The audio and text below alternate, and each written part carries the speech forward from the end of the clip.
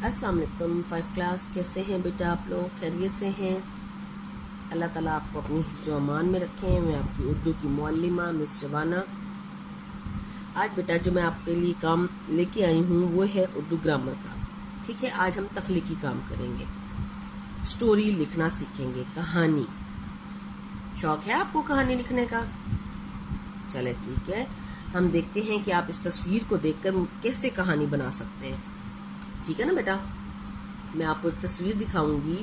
ये देखें, ये तस्वीर है, नजर आ रही है ना सबको? ये देखें, ठीक है। इस तस्वीर को देखकर हम कहानी बनाएंगे, कोशिश करेंगे आप लोग भी। बहुत अच्छी बात है। ये देखें, मैंने एक्सरसाइज मैंने लिखी है कि तस्वीर को देखकर कहानी लिखें।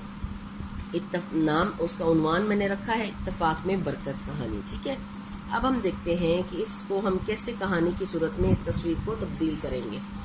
इस तस्वीर में आपको ये एक बूढ़ा आदमी नजर आ रहा है, बुजुर्ग है, और ये 3 जो हैं उसके बेटे हैं। ठीक है ना, ये देखें, ये बूढ़ा आदमी है और ये 3 इसके बेटे हैं। और देखिए, इसने अपने सामने लकड़ियों का गट्ठा बनाया हुआ है। ये देखें, बहुत सारी लकड़ियां लेके उनको बांधा हुआ है। ये देखें, ठीक है। और फिर उसने क्या किया, ये देखें, बेटे के हाथों, हर बेटे के हाथ में जो लकड़ी है वो टूटी पड़ी है। ये देखें, एक एक लकड़ी उसने खुद भी तोड़ी और इनके हाथ में जो तो है वो भी टूटी हुई है। ठीक है बेटा, तो ये कहानी आप लोगों ने पहले भी सुनी हुई होगी कि एक किसान था, बूढ़ा किसान। ठीक है, उसके 3 बेटे थे। ये तीनों जो थे ये बहुत लड़ते थे, लड़ाई झगड़े वाले थे।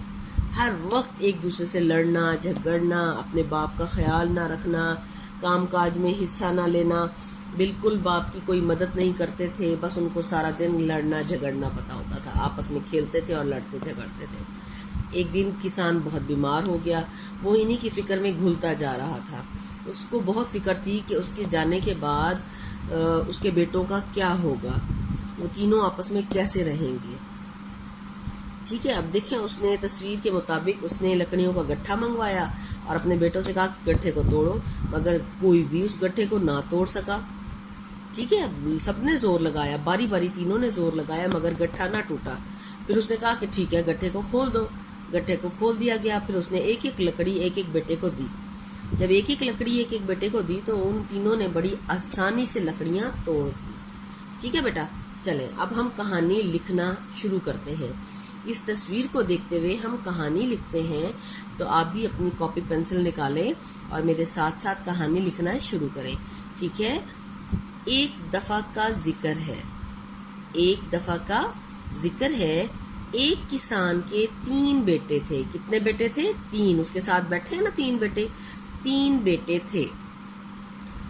खत्मा भी लगाइएगा। खत्मा बेटा फुल स्टॉप होता है, उर्दू में इसको खत्मा कहते हैं।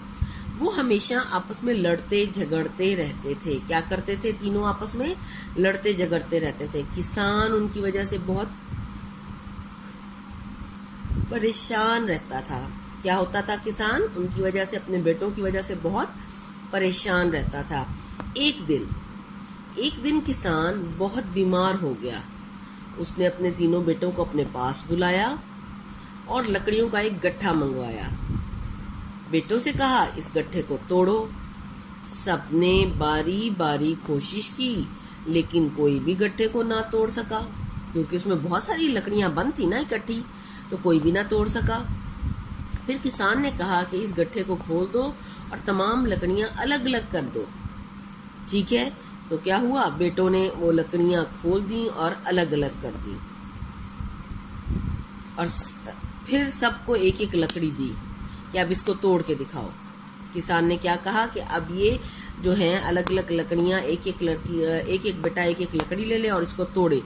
सबने बहुत आसानी से लकड़ियां तोड़ दी, क्योंकि उनके लिए तो मुश्किल नहीं था ना, एक लकड़ी को ही तोड़ना था। उन्होंने जोर लगाया और वो टूट गई। किसान ने अपने बेटों को नसीहत की, यानी समझाया कि अगर तुम भी ऐसे ही लड़ते झगड़ते रहोगे तो हर कोई तुम्हें आसानी से नुकसान पहुंचा सकता है।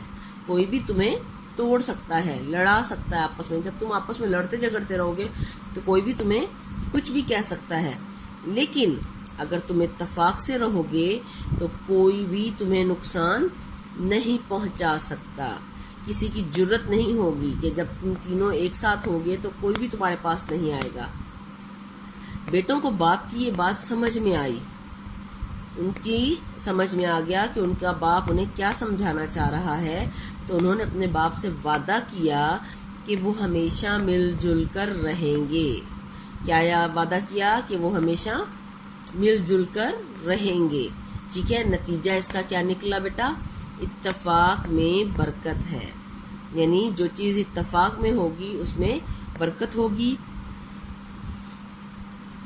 और जिसमें इत्तेफाक नहीं होगा उसमें बरकत नहीं होगी। ठीक है बेटा, उम्मीद है कि आपको ये कहानी समझ आ गई होगी। अब आप किसी भी तस्वीर को देखकर आराम से कहानी बना सकेंगे ना बेटा? चलें ठीक है, इंशाल्लाह फिर मैं नेक्स्ट टॉपिक के साथ मिलूंगी। ओके बेटा, अल्लाह हाफिज।